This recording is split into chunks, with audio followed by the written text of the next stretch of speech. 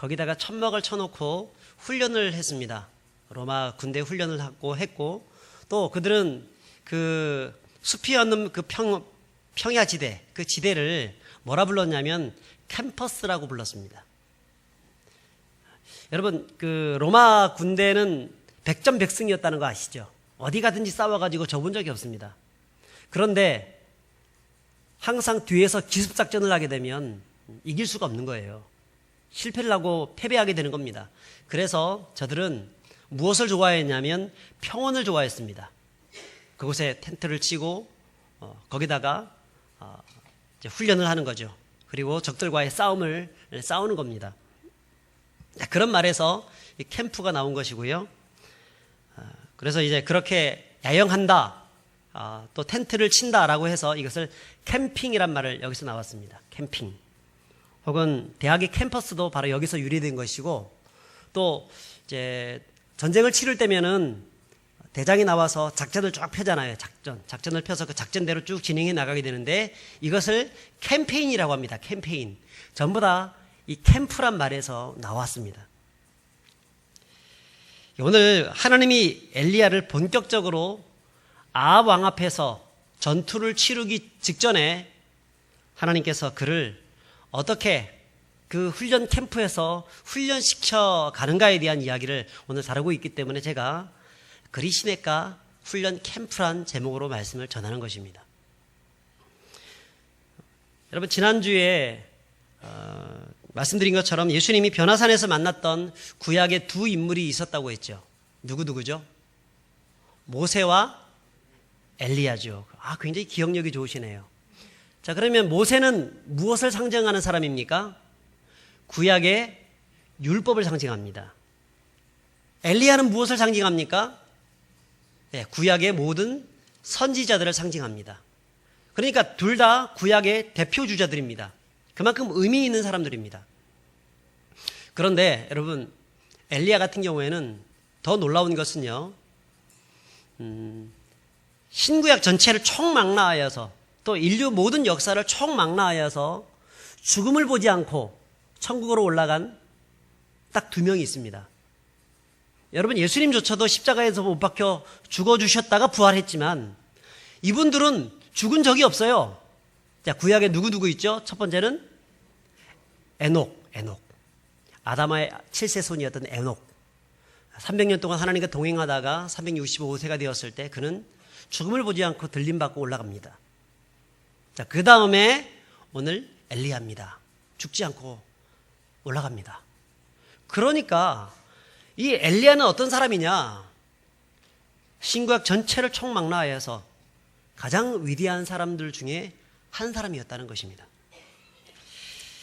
여러분, 이스라엘의 전 역사 중에서 가장 어두운 터널을 통과하고 있었던 북왕국 이스라엘, 거기에 혜성처럼 등장하여서 그 이스라엘을 하나님께로 돌이키게 만들었던 사람, 이 엘리야였는데, 여러분, 우리의 자녀들이 그런 자녀들이 다 되실 수 있기를 축복합니다. 우리가 그런 인생이 될 수 있다고 하면 얼마나 참 놀랍겠습니까? 간절히 기도하고 사모하고 바라는 그런 사람들에게 그런 은혜를 하나님 또한 허락하여 주실 것을 믿습니다. 자, 그러면 어째서 엘리야는 이처럼 위대한 인물로 쓰임받을 수 있었을까? 분명한 것은 그것은 우연이 된 것이 아니라는 것입니다.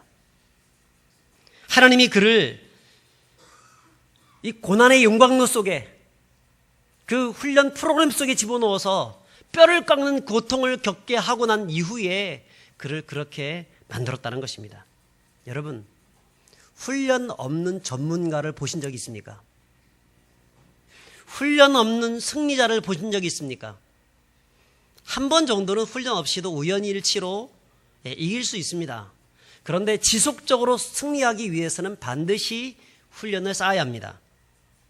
오늘 그리시네가에서의 훈련 캠프는 하나님이 엘리야를 엘리야답게 하기 위해서 훈련을 이루어갔던 그런 과정이라고 할 수 있습니다. 자, 그러면 하나님이 어떻게 그를 훈련시켜 갔는지에 대해서 잠깐 좀 살펴보았으면 좋겠습니다. 첫 번째 훈련은 무엇이냐면 바로 단절의 훈련입니다. 단절의 훈련. 한번 따라서 했으면 좋겠습니다. 단절의 훈련. 이것은 외로움의 훈련이고 고독의 훈련이고 나 홀로 있기 훈련이고 모든 것을 내려놓아야 할 훈련이고 그런 훈련입니다. 우리 1절부터 3절까지를 같이 한 목소리로 읽겠습니다.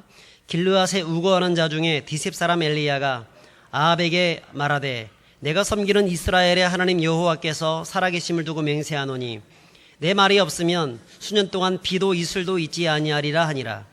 여호와의 말씀이 엘리야에게 임하여 이르시되 너는 여기서 떠나 동쪽으로 가서 요단 앞 그리 시내가에 숨고. 엘리야가 아방 앞에서 내 말이 없으면 수년 동안 비도 이슬도 내리지 않을 것이다라고 하는 그런 선전포고를 합니다.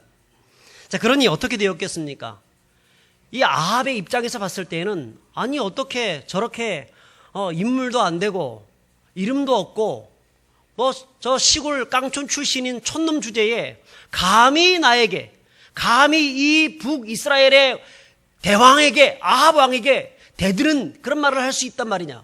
여러분 너희들이 나가서 저를 잡아가지고 저를 물고를 내라 이렇게 얘기했지 않겠습니까? 여러분 정말 그런 상황들이 좀 벌어지지 않겠습니까? 그런데 어떻습니까? 아무리 잡으려고 해도 전국 방방곡곡에 현상수배범 이것을 전단지를 붙이고 어쩌고 다 해도 잡을 수가 없는 겁니다. 왜 그렇습니까? 3절에 보니까 누가 숨겼죠? 하나님이 숨겼습니다. 사람이 숨으면 사람이 잡을 수 있지만 하나님이 숨기면 사람은 어떻게 할 수가 없습니다. 하나님이 행하시는 일을 사람이 절대로 막을 수도 없고 하나님이 하늘문을 닫히시면 사람이 열 수가 없고 하나님이 여시면 닫을 사람이 없는 겁니다. 제 아무리 세상에 수많은 권력을 가진 사람이라 할지라도 하나님 앞에서 뻥뻥 소리치고 있는 사람이라 할지라도 하나님이 아니다라고 얘기하면 언젠가 다 불러가는 것입니다.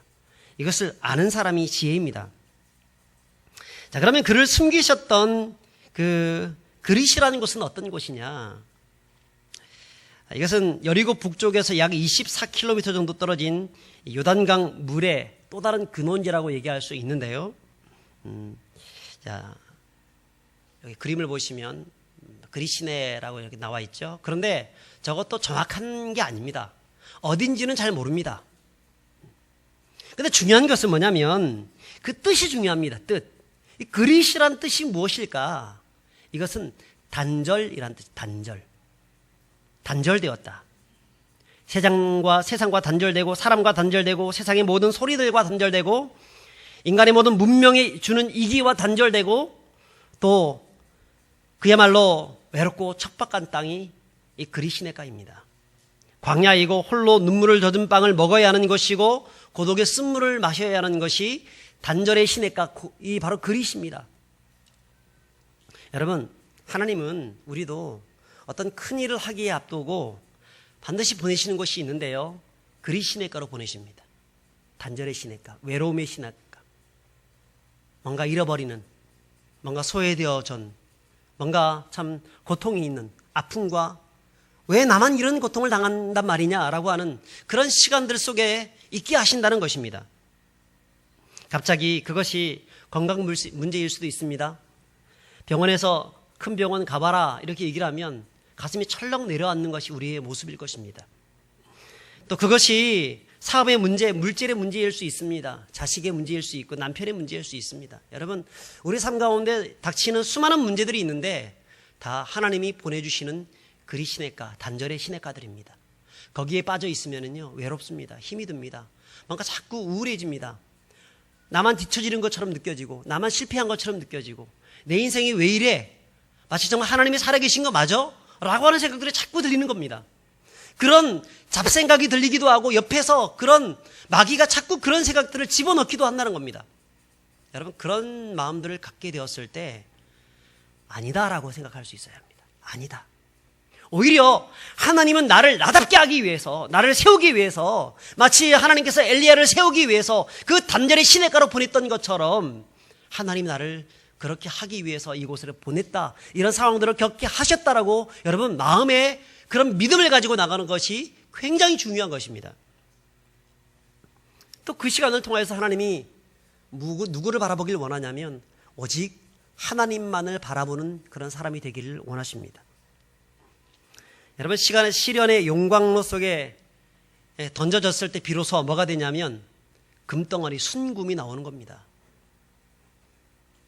시련의 용광 속에 던져져서 거기서 그 뜨거운 고통을 당해봤을 때 비로소 정금같이 되어서 나올 수 있는 겁니다. 욥은 그런 고백을 했지 않아요? 욥기 23장 10절에 나의 가는 길을 오직 그가 아시나니 그가 나를 단련하신 후에는 나에게 이 고난의 그 훈련 캠프로 집어넣고 난 다음에 내가 순금같이 되어 정금같이 되어서 나온다고 고백을 했지 않습니까? 여러분, 이 욥이 이 고백을 했을 때에는 잘 나갔을 때 고백을 한 것이 아닙니다. 모든 문제가 다 해결되고 난 다음에 고백한 것이 아니라 현재 고통 가운데 고백을 했습니다. 여전히 그에게는 병이 있었습니다. 여전히 하나님이 쳐서, 아니 마귀가 그렇게 쳐가지고 몸속에 온갖 피부병과 피부암, 상피성 피부암이 막 발진하게 되고 귀하장을 가지고 그 몸을 긁어야 겨우겨우 견딜 수 있는, 자기 그렇게 많았던 전 재산은 한꺼번에 다 날아가 버리고 자기 자식들도 전부 다 죽고 말았고 도저히 이해할 수 없는 그런 일들이 있었고 자기의 그 사랑하는 아내조차도, 누구보다도 자기를 믿고 따라줘야 될 그 아내조차도 뭐라고 했습니까?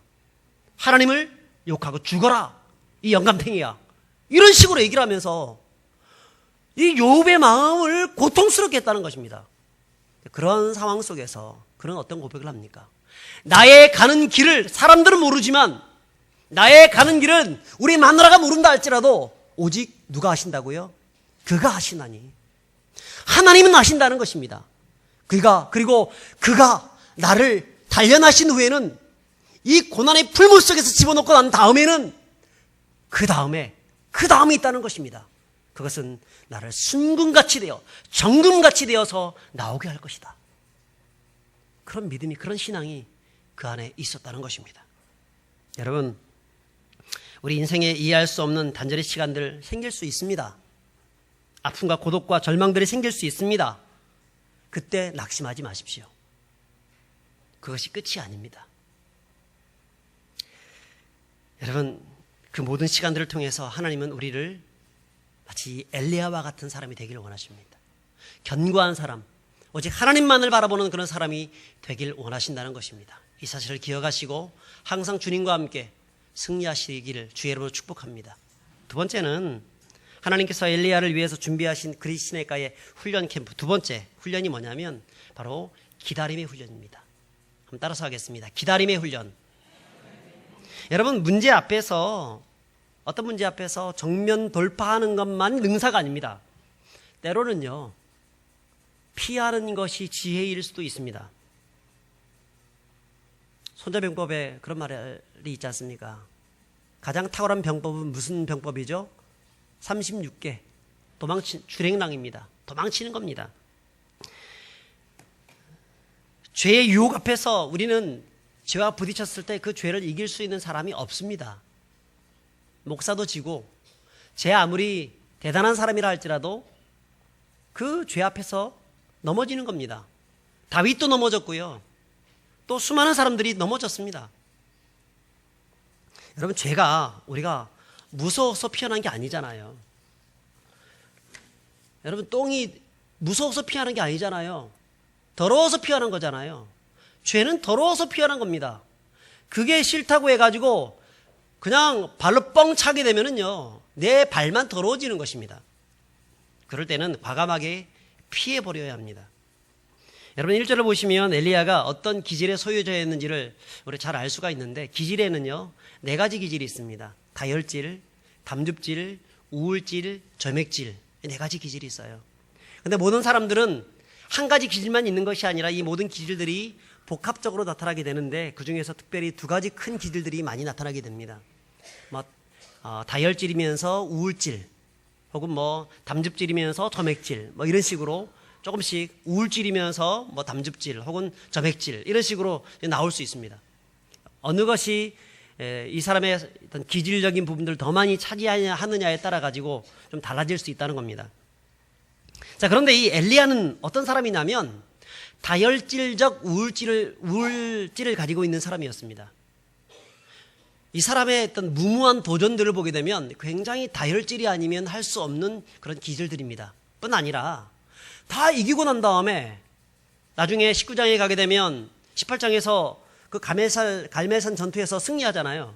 그러면 의기양양하게 한 방에 몰아쳐가지고 뭔가 좀 완전한 승리를 굳혀야 되는데 나중에 보면 이세벨이 네가 죽였던 선지자들처럼 너도 같이 죽여버리겠다라고 하니까 그게 무서워가지고 혼자 저 브엘세바 밑까지 내려가가지고 광야에서 거기서 또 사흘길쯤 내려가가지고 로뎀나무 밑에 들어가가지고 거기서 뭐라고 합니까?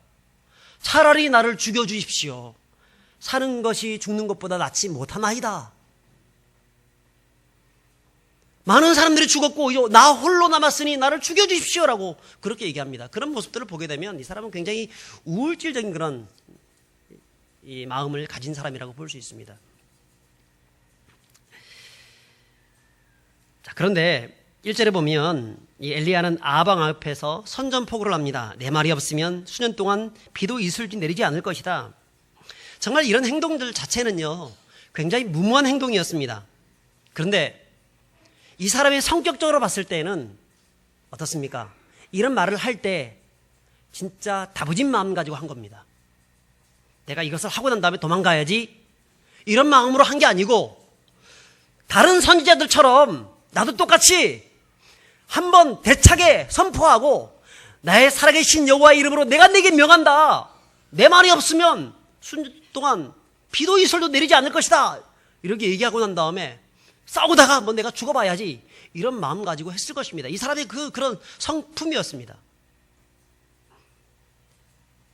그런데 재미있는 것은 그런 말을 하고 그가 어떻게 하고 있습니까? 도망치고 있습니다. 예, 숨고 있습니다. 이것을 성경을 읽는 독자들의 눈으로 봤을 때는 정말 상식을 깨는 행동입니다. 그의 기질로 보아서도 이해할 수 없는 행동입니다. 하지만 그렇게 하는 것은 하나님의 지시함 때문입니다. 하나님이 그렇게 하라고 하셨기 때문에 그렇습니다. 어쩌면 성경에는 기록되어 있지 않지만 하나님이 엘리야에게 어쩌면 그리시네가로 숨으라고 했을 때 어쩌면 엘리야가 하나님께 그런 마음을 가졌을지도 모르겠습니다. 충분히 그럴 수 있는 사람이었습니다. 하나님, 제가 그래도 당당하게 선포하고 외치고 죽을 각오로 그렇게 얘기를 했는데 도망가라니요. 그런 게 어디 있습니까? 그래도 나는 경상도 사나이처럼 의리가 있는 사람인데 의리 정말 내가 진짜 내 말한 대로 내가 살고 말한 대로 죽을 수 있는 그런 사람입니다. 근데 내가 정말 부끄럽게 도망가라니요. 이게 무슨 말입니까? 이렇게 얘기할 수 있을 것입니다. 충분히 엘리야 성격이면 그럴 수 있습니다. 그런데 그런 하나님께서 그리시네가로 가라라고 했을 때 그 말에 순종을 합니다. 자, 그런데 하나님이 왜 그를 단절의 시내가 그리시네가로 숨게 하셨을까? 그것은요 열정만 가지고 되는 것이 아니라는 것입니다. 전쟁은 열정이 있다고 되는 것이 아니고 뭔가 소리 크다고 해가지고 목소리 크다고 해서 이길 수 있는 것이 아니고 실력이 있어야 하는 겁니다. 실력이 있어야 하는 겁니다. 100m 달리기 열심히 뛴다고 해서 100m 달리기에서 이길 수 있는 게 아닙니다. 열심히 평소에 훈련을 잘 받아가지고 실력을 키워놔야 이길 수가 있는 겁니다. 하나님의 입장에서 봤을 때에는 아직 엘리야는 열정은 가지고 있지만 준비가 되지 못한 상황이었기 때문에 그를 준비시키기 위해서 만약 그냥 갔다가는 백전백패할 수 있는 상황이기 때문에 그를 준비시켜서 훌륭한 하나님의 선지자로 세우기 위해서 바로 그것으로 보내신 것입니다. 여러분, 여기서 하나님이 우리에게 말씀하시는 두 번째 교훈이 무엇입니까? 첫 번째는 교훈은 아까 단절이라 그랬죠. 외로움, 고독, 그것을 통해서 훈련한다 그랬죠. 두 번째 교훈은 뭐냐면 바로 기다림입니다. 기다리라는 것입니다. 하나님의 때를 기다리라는 것입니다. 여러분, 사람의 때와 하나님의 때는 다를 수가 있습니다. 내가 봤을 때는 이것이 더 좋사오니라고 생각하지만 하나님은 아니라고 얘기합니다. 하나님, 나는 여기가 좋사오니 하면 하나님은 저쪽이 좋다라고 얘기합니다. 나는 지금 적기라고 생각해가지고 지금 사업에 투자하려고 했는데 하나님은 조금 더 기다리라고 합니다.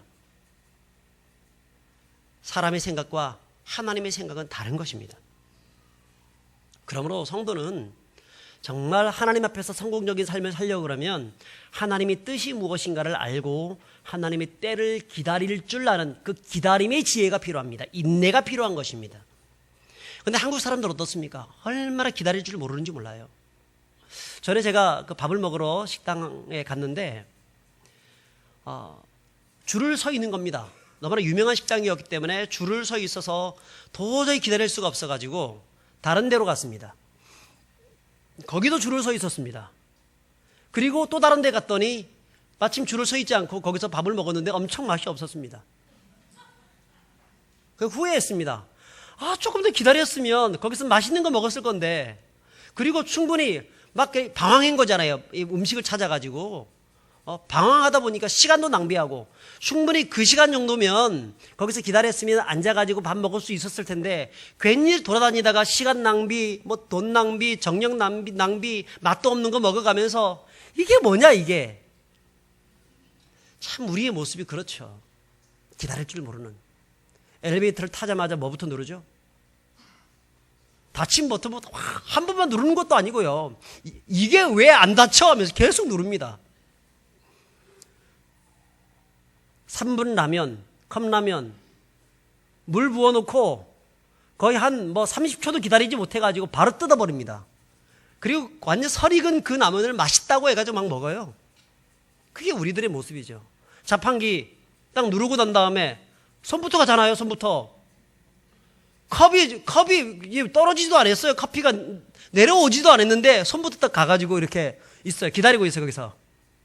그리고 또 어떤 사람은 뭐 하고 있어요? 어느 정도 내려오나 이렇게 고개 숙여가지고요. 이렇게 보는 사람도 있습니다. 참 이 사람들이 그렇게 기다리지 못해요. 한국 사람들이 얼마나 참 기다리지 못하고 마음이 조급한지 모릅니다. 그래서 빨리. 외국에 나가면 사람들이, 전에 태국에 갔는데 이 사람이 굉장히 한국 사람들을 놀리는 말을 하더라고요. 빨리 이렇게 하더라고요. 내가 보니까 그 사람이 아는 말은 빨리밖에 모르는 것 같아요. 빨리. 그래서 어떤 아들이 너무 이 조급증이 심해가지고 그 아버지가, 야, 너는 왜 그리 빨리 자꾸 이렇게 얘기하냐.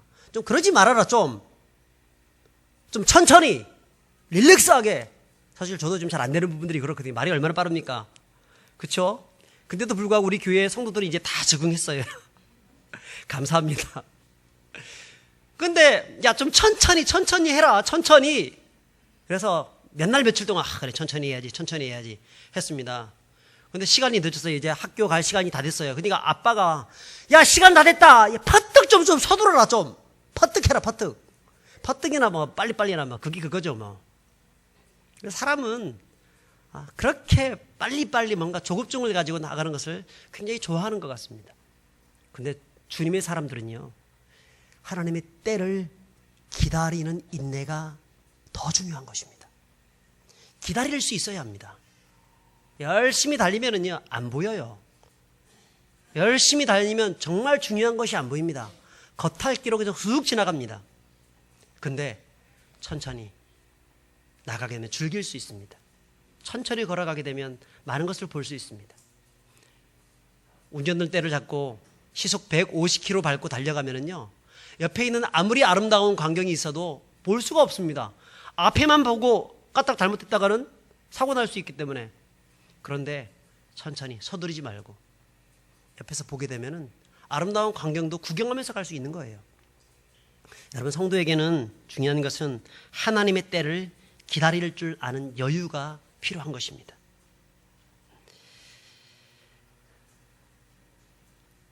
농사에서 농부가 씨를 뿌려놓고 봄, 여름, 가을, 겨울을 잘 기다리면 그 농사는 잘 될 수 있습니다.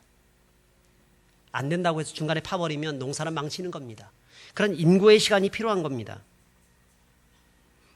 그래서 기다림의 시간은 허비의 시간이 아니라 더 나은 승리를 하기 위한 인생을 압축시키고 인생을 강건케 만들어주는 시간인 줄 믿습니다. 중국에 가면 이런 대나무가 있습니다. 모소 대나무가 있어요. 이 대나무는 씨를 뿌렸다고 해서 바로 자라나지 않습니다. 이 대나무는 1년이 지나도 2년이 지나도 무려 4년 동안 그렇게 지나가도 온 정성과 모든 것들을 다 가꾸고 또 가꾸어도 별로 자라지가 않습니다. 이러다가 이거 뭐 죽은 거 아니야? 이런 생각이 들 정도로 자라지 않습니다.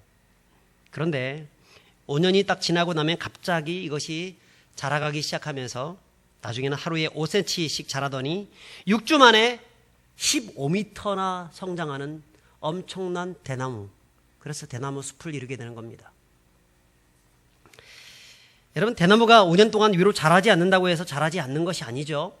뭐 하고 있는 겁니까? 계속해서 뿌리를 뻗고 있는 중이었습니다. 더 튼튼한 대나무가 되기 위해서 뿌리를 밑으로 내리고 있는 중이었습니다. 여러분, 그런 인고의 시간을 통하여서 15m나 되는 엄청난 모소 대나무가 될 수 있었던 것입니다. 그러므로 성도는 항상 하나님의 뜻을 알고 하나님 앞에서 뿌리를 내리는 시간이 필요합니다. 인내하는 시간이 필요합니다. 기다리는 시간이 필요합니다. 그렇지 않으면 여러분 정말 중요한 것들을 많이 잊어버릴 수 있습니다. 열정이 중요합니다. 하지만 열정보다 더 중요한 것은 인내입니다. 인내, 기다림. 그 기다림을 통해서 하나님의 일들을 더욱더 견고한 일들로 이루어갈 수 있는 겁니다. 그러므로 기다림의 성도, 기다림의 훈련 속에서 늘 기다림의 준비를 잘 해나가시는 저와 여러분들이 될 수 있기를 바랍니다. 마지막으로 하나님께서 엘리야를 위해서 준비하신 그리시네가의 훈련은요, 믿음의 훈련입니다. 믿음의 훈련. 한번 따라서 하겠습니다. 믿음의 훈련. 우리 6절을 같이 한번 읽어보겠습니다. 6절입니다. 시작. 까마귀들이 아침에도 떡과 고기를, 저녁에도 떡과 고기를 가져왔고 그가 시냇물을 마셨으나. 이것은 어떤 상황에서도 하나님을 전적으로 신뢰할 수 있는가에 대한 믿음의 훈련입니다.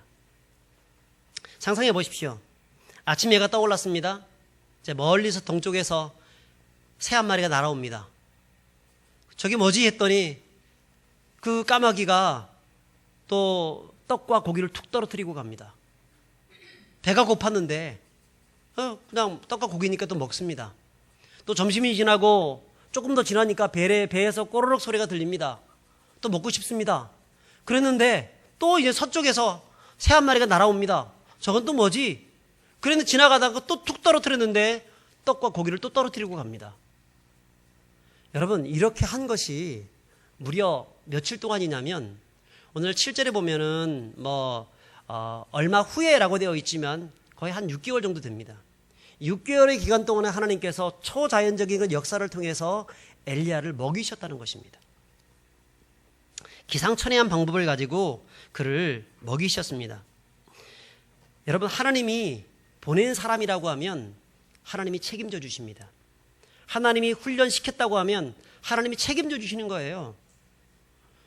여러분, 군인들은 먹을 거에 대해서 걱정할 필요가 없습니다.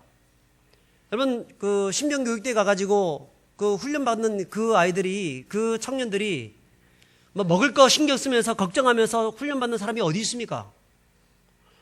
자기들은 할 일이 있습니다. 열심히 훈련만 받으면 됩니다. 열심히 각계 전투하고, 열심히 총 쏘는 훈련하고, 열심히 계속해서 PRI 하고, 그렇게 하면 되는 겁니다. 그러면 나중에는 자기가 실력이 쌓게 되고 전쟁터에서도 총 제대로 쓸 수 있는 그런 사람이 될 수 있는 겁니다. 걱정할 사람은 누가 걱정하냐면 보급부에서 걱정하고, 어떻게 저들 잘 먹일 수 있을까 걱정하고, 사령관이 걱정할 일입니다. 그것은 사병들이 걱정할, 훈련에 참여한 사병들이 걱정할 일은 아니라는 것입니다. 그런데 우리는 뭐 하고 있냐면 훈련소에 들어가 있음에도 불구하고 자꾸 이런 걱정 저런 걱정을 다 많이 하는 겁니다. 하나님이 걱정할 문제입니다. 그것은 우리의 걱정 문제가 아니라 하나님이 알아서 책임져 주는 겁니다. 까마귀를 보내주시든 고래를 보내주시든 군함을 보내주시든 그것은 하나님이 해주시는 겁니다. 하나님이. 우리는 단순히 하나님 앞에 나가서 우리에게 주어진 그 일들, 그 훈련의 일들을 최선을 다해서 감당할 수 있기만 하면 되는 것입니다. 그러면 우리는 뭐가 될 수 있습니까? 훌륭한 용사가 될 수 있습니다. 전투력이 출중한 하나님의 사람들이 될 수 있는 것입니다. 그러므로 여러분, 너무 걱정하지 마십시오. 먹을 것이 없다고 해서, 문제가 생겼다고 해서, 내 삶 가운데에서 왜 나에게만 이런 고통 당하지라고 생각하면서 절망하지 마십시오. 하나님이 책임져 주십니다. 우리를 훈련의 장으로 보내셨다고 하면, 그분이 하나님이라고 하면 하나님도 우리의 삶을 책임져 주시는 것입니다. 더군다나 기상천외한 방법, 내가 상상하지도 못했던 그 방법을 통해서 책임져 주시는 것입니다. 여러분, 왜 하필이면 까마귀일까요? 사람을 통해서 보낼 수 있지 않습니까? 여러분, 그 8장에 보게 되시, 그 성경에 쭉 보게 되면 거기서 오바댜라는 그런 사람이 국내 대신이 등장하는데, 이 사람은 자기의 재산을 털어가지고 이 아합이 많은 선지자들을 죽였을 때 죽이지 못하도록 그 사람들을 보호해주는 그런 일들을 했었습니다. 하나님을 잘 믿는 사람이었습니다. 여러분, 이 국내 대신 오베다 같은 사람들이 있었습니다. 그런 사람들을 통해서 또 먹이고 입힐 수 있지 않습니까? 그런데 하필이면 왜 까마귀를 통해서입니까? 까마귀는 우리나라의 사람들이 보통 부정한 동물이라고 그렇게 여깁니다. 그래서 까마귀를 보면 뭐 했다 그러죠? 재수없다 그러죠. 재수없다.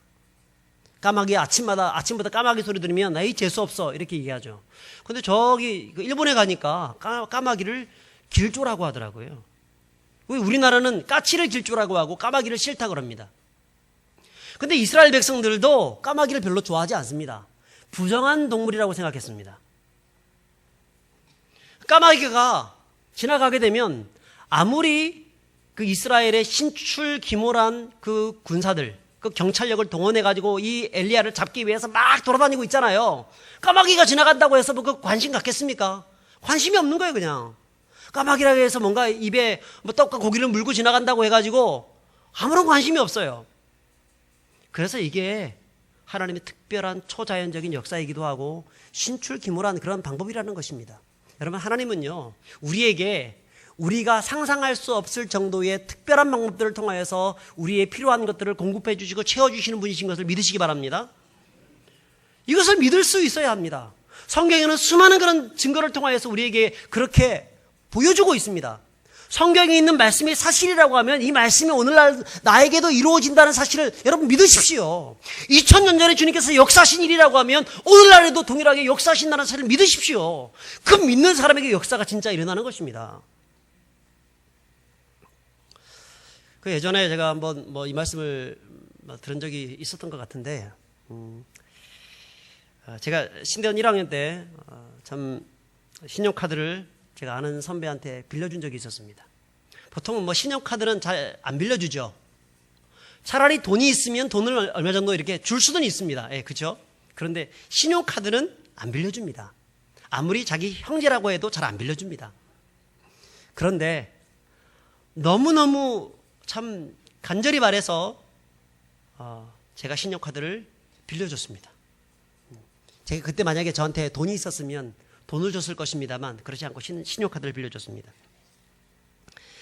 그랬는데 이분이 제 허락도 받지 않고 그것을 가지고 1000만 원을 빌려 쓴 겁니다. 그때 당시 한 20년 전, 20년도 더 됐으니까 엄청나죠. 20년 전이었군요. 20년 전. 1000만 원을 빌렸었는데, 그리고 사업을 망했습니다. 돌려막기 하다가 망했습니다. 그러면 독촉장이 누구한테 날아오죠? 저한테 날아오죠. 카드사에서 독촉장 날아오고 나중에는 법원에서 또 날아옵니다. 고발당해가지고 날아오고 당신 신용 불량 처리하겠다. 뭐 어떻게 하겠다. 자꾸 이렇게 얘기하는 거예요. 너무너무 억울했고 너무너무 화가 났습니다. 어떻게 이럴 수 있느냐는 생각을 했습니다. 신용 불량 안 되려고 필사적으로 매달렸는데 그러다가 이리저리 돈을 모아가지고 한 200여만 원 정도를 갚았습니다. 근데 그 나머지를 갚을 수 있는 그런 재력이 없었습니다.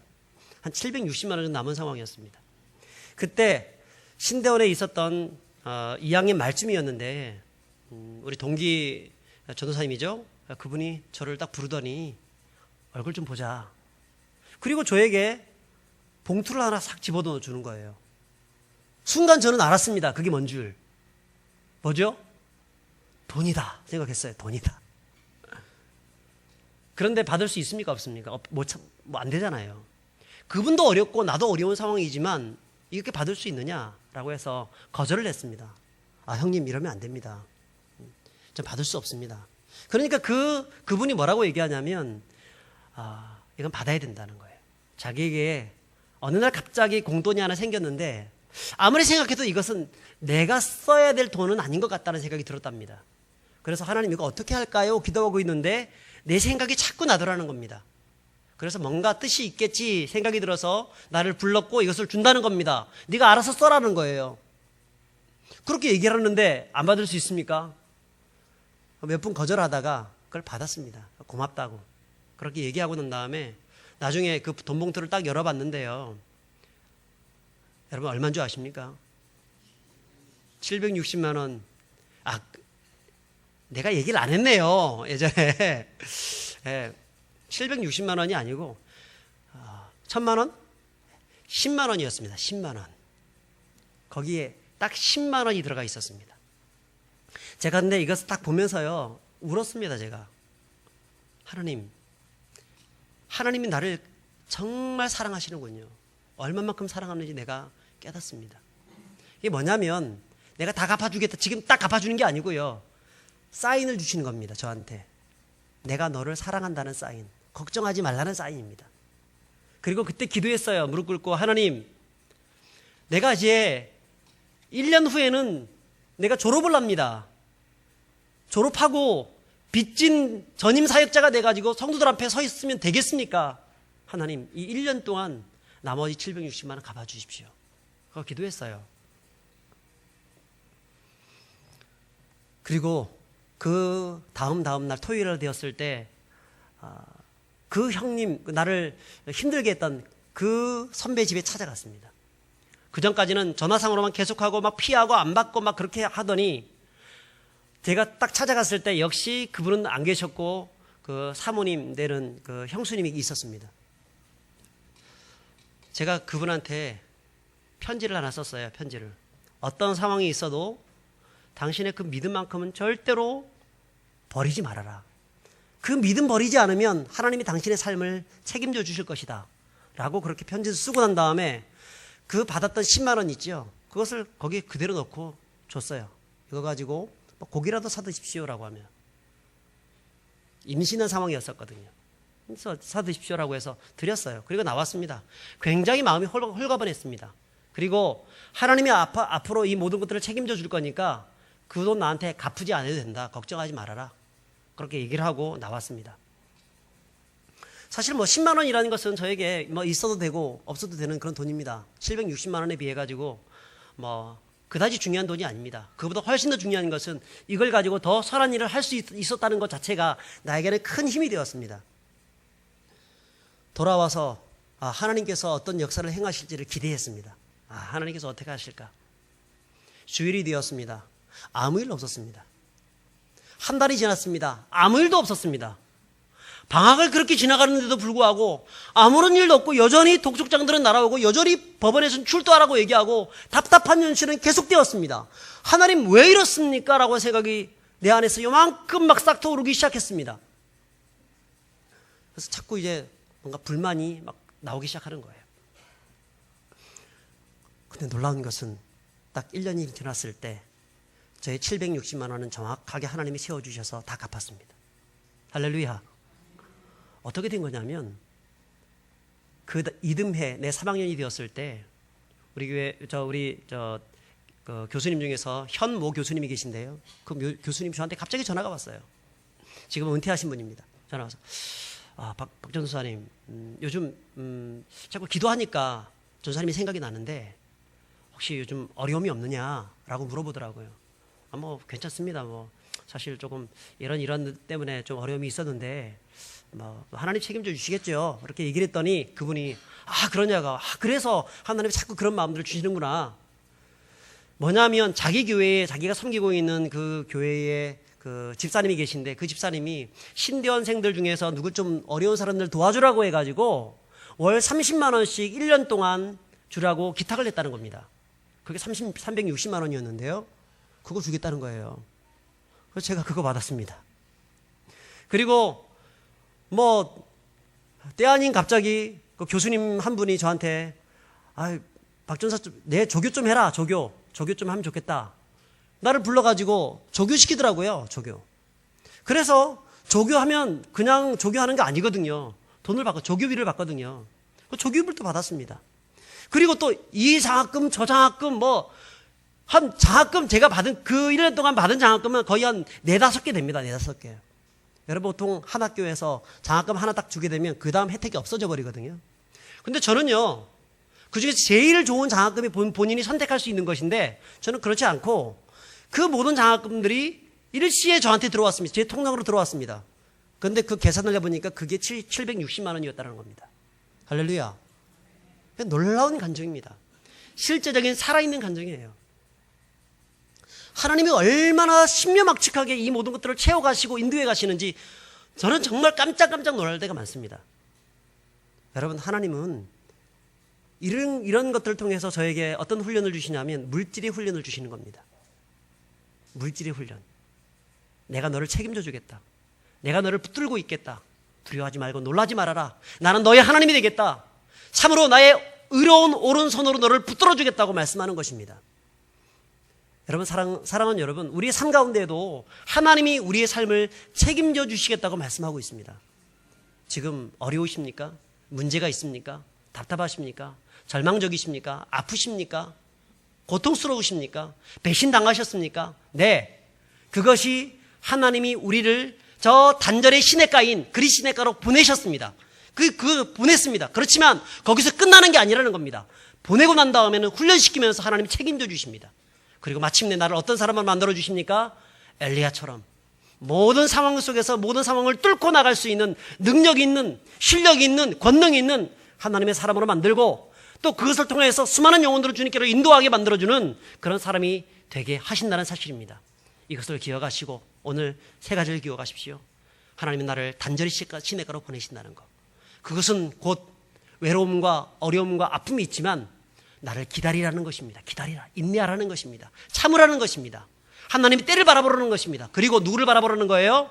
하나님 바라보라는 것입니다. 하나님 바라보면 하나님께서 초자연적인 역사를 통해서 모든 상황 속에서 우리의 삶을 가장 좋은 길로 인도하시는 그런 역사를 보여주시겠다고 말씀하는 것입니다. 이것을 온전히 믿으시기 바랍니다. 그리고 붙잡고 날마다 주님과 함께 승리하시는 사랑하는 모든 부평의 성도들 될 수 있기를 주의 이름으로 축복합니다.